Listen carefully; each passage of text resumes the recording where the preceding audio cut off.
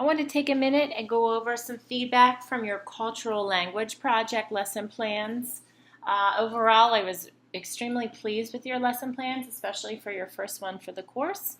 But there were a couple areas that consistently I noticed students needing some help with. So before you do your next lesson plan, I wanted to go over 6 areas that you can probably show a little bit of improvement on.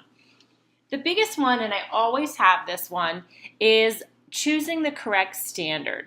And when we go to the Pennsylvania State Standards, there are 2 very similar standards, CC 1.2 and CC 1.3. So I'm going to pull those up right now. All right, when you go to the Pennsylvania State Standards website, you will see this as our opening screen, and I'm sure you know at this point how you get to the standards. So I'm going to go in to our menu, go to Standards, and go to View Standards. Just choose a grade level. Choose kindergarten. And when you're doing lesson plans for our class, I want you to focus only on English language arts. A few of you used approaches to learning through play, which for really young grades can fall under our categories, especially when you're doing something like planning a dramatic play center or some type of learning center. But really the standards that you should be focusing on for this course are right here. So really look through them within the grade level that you want and see what you can find. Now, within the standards, I'm sure you know this, but there are different subject areas. English language arts is CC1. So everything you write for this class will start with CC.1 because it's English language arts. Our first set of skills are foundational skills, and those are your basic letters, phonemic awareness, phonics, just basic skills, and also those concepts of print, left to right, top to bottom. Then we get into the ones that I mentioned for your feedback area. Standard 2, CC 1.2, is reading informational text. So this is a comprehension standard. It's all about students understanding what they're reading and working with text. So a lot of what we do in this course is based on comprehension. But this CC 1.2 is informational text. Those are your nonfiction books. So if you're choosing a nonfiction book, you want to be in standard area 2. But if you're not choosing a nonfiction book, you have to be in standard area 3, which is basically the same set of skills. They're comprehension skills, but it's under fictional text. What's a bit tricky is it just says reading literature, but if CC 1.2 is informational text, then we can just assume that CC 1.3 is our fictional text. So that's all you need to remember. If you're doing CC 1.2, that means the book that you've chose for your lesson is an informational nonfiction book. And if you're choosing a fiction book, you want to be in CC 1.3. Like I said, the skills, the standards within are retelling, questioning, mapping, story elements, all kinds of vocabulary. They're the same for CC 1.2 and 1.3, almost. The wording's slightly different. But you just have to choose the right kind of book, and that's a mistake a lot of people made. All right, heading back. Oops, sorry, there's a little typo there. How will you document your assessments? Most of you had really good assessments. Now, I do want to just emphasize that when you're doing a lesson plan, you're going to write out a full-blown assessment. You might have a checklist, you might have a rubric, you might have something very formal. That's important to always have as an option. But I do want to tell you that if you're in a classroom of pre-K or you're in a classroom of kindergarten or even first and second grade, every time your students do something, you're not going to do a full-blown assessment or you would spend your whole day assessing. But we do want, for those important lesson plans that we write, a way to document important information. And this is what teachers should be doing all the time, honestly, even if they're not doing something real formal. At the end of a lesson, you should be able to go back to your objective and you should be able to ask yourself, what students met that objective today? What students did not meet that objective and will need some remediation? And what students excelled and will need some enrichment in this objective? Those 3 categories are your basics for every lesson you teach. So you need to find a way to document that so you know for your planning, a lot of the lessons that we teach at this age are things that we're going to reteach with different stories or different themes or topics. So if I read a book and have the students do a sequencing activity, chances are we're going to do a sequencing activity again with a different book. And so I need to know when I plan that next sequencing activity, who's going to need more support because they didn't meet the objective, who got it and is ready to try it again, maybe a little more independently, and then who needs some enrichment, that this just plain sequencing is too easy. That is your goal at the end of every lesson plan you write, is to have a way to group your students, and you also have to have a tool that gives you that data. So your assessment is very important, but also how are you going to document it? Are you going to write it on a checklist? Are you going to take anecdotal notes? Are you going to make category lists? Whatever it is, you have to have that documentation. On our next lesson plan you will lose points if you don't have both of those components. All right, the next two are your lesson introductions and your lesson closure. So within your procedure, these are your step-by-step directions.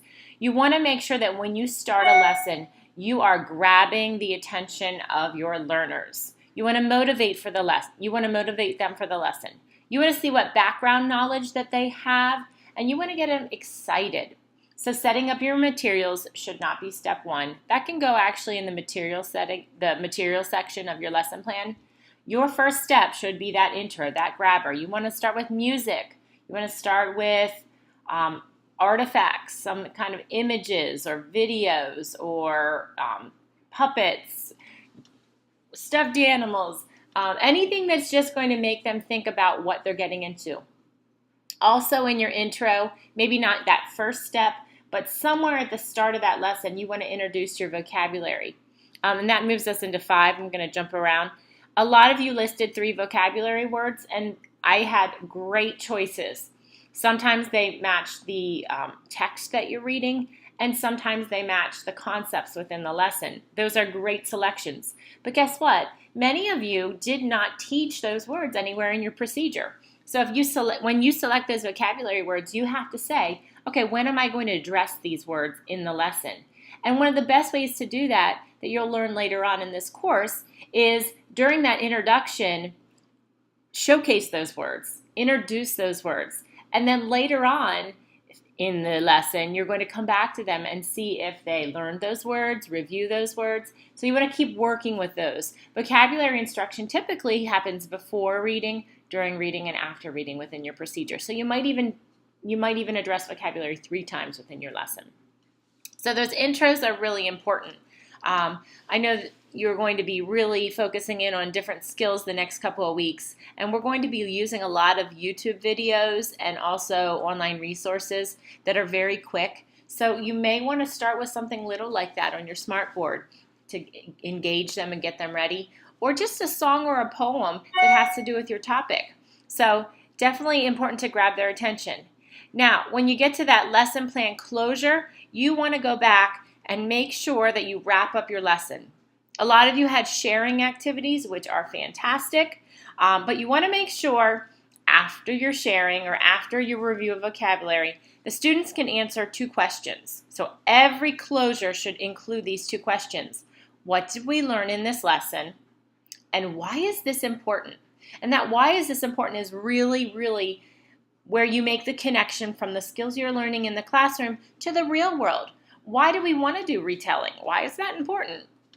A lot of times my older girls come home and they're in geometry and algebra now, and they ask me, where am I ever going to use that? And unfortunately, I struggle with some of those. But when you're teaching these literacy skills to young students, you can usually come up with great examples in the real world where we do these skills. And that's important for some learners to know. Other children really don't care, but a lot of children do care. Why do I have to learn this? So it's important that they can tell you, what did we learn today? And that should really be related to your objective.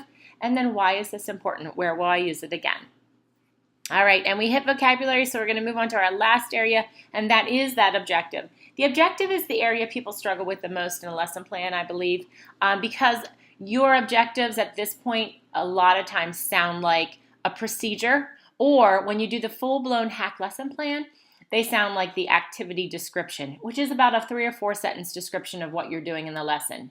I think where people get caught up is your lesson plans have multiple components. There's lots of things you do throughout a lesson, and many of you feel like you have to address each one of those in your objective, but that is not the case. Your objective is one sentence typically. It is very simple, clear, and most of all, measurable. You should actually be able to go right to your standard and pick the measurable verb and topic out of your standard and make sure that you can write that into a sentence that then can be assessed. And at the end of that assessment, you can say, we have students that met that objective, that didn't meet the objective, and that need that enrichment. So I am going to go back here and just try this with you. When we go back in, and I'm just going to look at the first one that pops up, and we have with prompting and support, retell familiar stories, including key details. So if I chose standard CC13KA for my lesson, and all I have to put for my objective is the students will retell the story with prompting and support and include key details. That's it. Now, you can get a little more complex and you can put in the title of your book you're using, or if they're going to use a manipulative or they're going to work in groups, you can put those little extras into that sentence, but really you don't need it because you just need the basics. Everyone assumes those details when they read the lesson plan. Let's just do another one. Recognize common types of text. So the common types of text are different genres. The students will sort genres of literature into piles in cooperative groups of 4. Okay, that's simple. Let's do one more. Let's do one that's not comprehension. I'm going to go up to the foundational skills, and this is a good one because let's look at CC11KC. Look how much is in that. We have demonstrating spoken words, syllables, sounds, recognizing and producing rhyming words, counting, producing, blending, segmenting syllables. It goes on and on and on. Guess what? When you choose this standard, you're not going to do all of that in your lesson. You're going to choose one little segment. You see how they're set off by little dots? It's almost like if they bullet them in a list, you'd see those. For these big standards, you can see all these foundational skills are very big. You're just going to pick one of those little sections. So I'm going to go back to CC11KC. And we have blend and segment, onset, and rhyme of single syllable spoken words. So maybe I'm not going to do both of those, but what I can do is for my objective, I could say the students will blend single syllable words into onset and rhyme. Okay, so it's that simple. Writing that objective, I always start with the students will. It just sets you up to write it correctly. Then have your verb that is going to be measurable, and almost all the time that verb comes right from your standard. Things like blend, segment, recognize, produce. Go down here. We have identify, retell, answer, make connections. So use that standard to get that verb that's measurable, and then just put that condition after. So I threw a lot out at you. If you have any questions, put it in the comment section of this video. But really, you're ready to do that lesson plan demonstration when you have your topic, and that I'm going to follow with your topic coming up on Facebook. So I hope this video was helpful. And again, great job on your cultural lesson plan lessons.